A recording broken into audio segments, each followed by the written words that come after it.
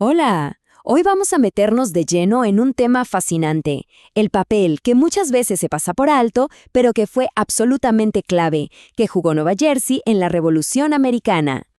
A ver, si nos hacemos esta pregunta, lo primero que se nos viene a la mente, claro, son los campos de batalla de Massachusetts o quizá la rendición final allá en Virginia.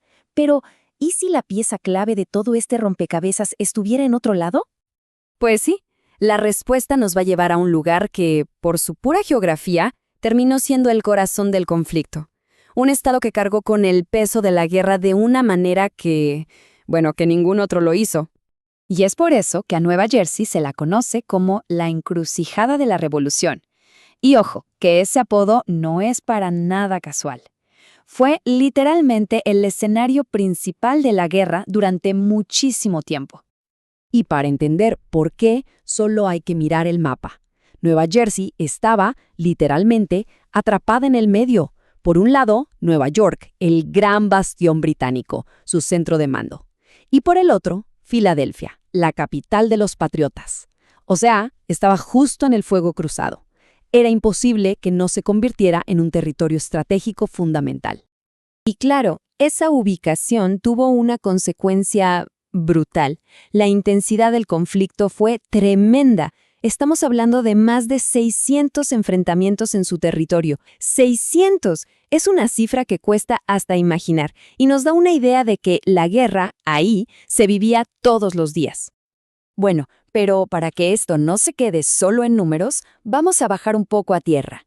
Dejemos la vista de pájaro y enfoquémonos en una historia más personal, más humana. Vamos a hablar de una ciudad en particular, Newark. Para noviembre de 1776, el panorama era desolador.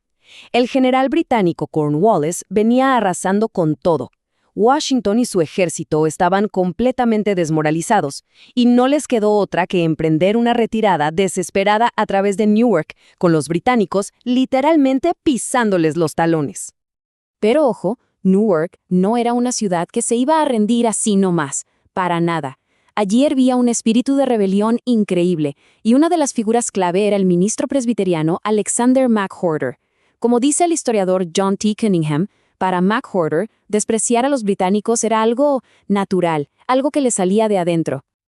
Y claro, McWhorter no estaba solo en esto. Su propia iglesia se volvió un semillero de ideas antibritánicas. Y por si fuera poco, fue justo ahí, en Newark, donde un tal Thomas Paine empezó a escribir La Crisis Americana. Sí, esos panfletos que fueron como una inyección de adrenalina para la causa revolucionaria justo cuando más lo necesitaban. Ahora bien, era obvio que todo este espíritu rebelde no iba a pasar desapercibido. Los británicos estaban observando, y la respuesta no se hizo esperar. La ciudad y su gente estaban a punto de pagar un precio muy, muy alto por su desafío. Y así fue. En enero de 1780, los británicos lanzaron una incursión brutal. Su objetivo, castigar a la ciudad. Quemaron la Academia de Newark, que era todo un símbolo para la comunidad, además de casas, granjas, y luego fueron por un objetivo específico, la casa de un patriota muy conocido, el juez Joseph Hedden. Y aquí es donde la historia se vuelve todavía más cruda. La violencia fue directa, personal. Cuando la esposa del juez intentó defender su casa, pararse frente a los soldados, la hirieron con una bayoneta. Logró sobrevivir, pero este hecho nos muestra hasta qué punto la guerra afectaba a los civiles de la manera más cruel. Al propio juez Hedden lo sacaron de la cama, en camisón, nada más, y así, con el frío terrible del invierno, lo obligaron a marchar hasta Nueva York. Las condiciones fueron tan inhumanas que enfermó gravemente durante su captura, y unos meses más tarde murió. Un final trágico para un acto de pura represalia. Entonces tenemos esta historia del juez Hedden en Newark, que es un reflejo perfecto de la desesperación de ese momento. Parecía que todo estaba perdido. Pero, y aquí viene el giro, fue precisamente en Nueva Jersey donde todo estaba a punto de cambiar, donde la balanza de la guerra empezaría a inclinarse hacia el otro lado. Todo se resume en un plan, audaz, brillante, de Washington. Primero, el famosísimo cruce del río Delaware en plena Navidad, para caerle por sorpresa a las tropas hessianas en Trenton. Un golpe maestro. Pero no se quedó ahí. Luego vino la astucia pura. Dejó unas cuantas fogatas encendidas con unos 500 hombres para que el general Cornwallis creyera que seguían acampados ahí. Mientras tanto, el grueso del ejército se movió de noche, en secreto, para atacar por la espalda a los británicos en Princeton. El resultado de esta jugada fue simplemente espectacular. El impacto de ganar 2 batallas clave en solo 10 días fue gigantesco. La moral del ejército, que estaba por el piso, se fue a las nubes. Lograron recuperar el control de buena parte de Nueva Jersey y, quizás lo más importante, se restauró la confianza en Washington como líder, justo en el momento más crítico.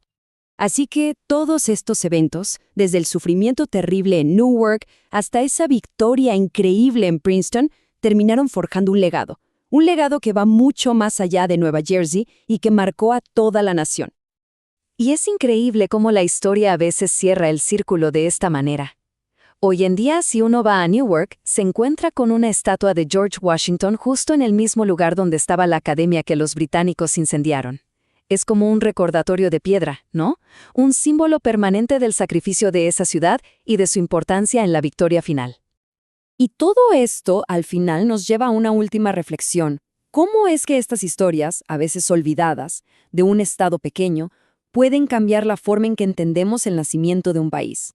Porque nos recuerda que una nación no se construye solo en las grandes batallas que salen en los libros, sino también en la resistencia y el sacrificio de muchísimas comunidades, como las de Nueva Jersey,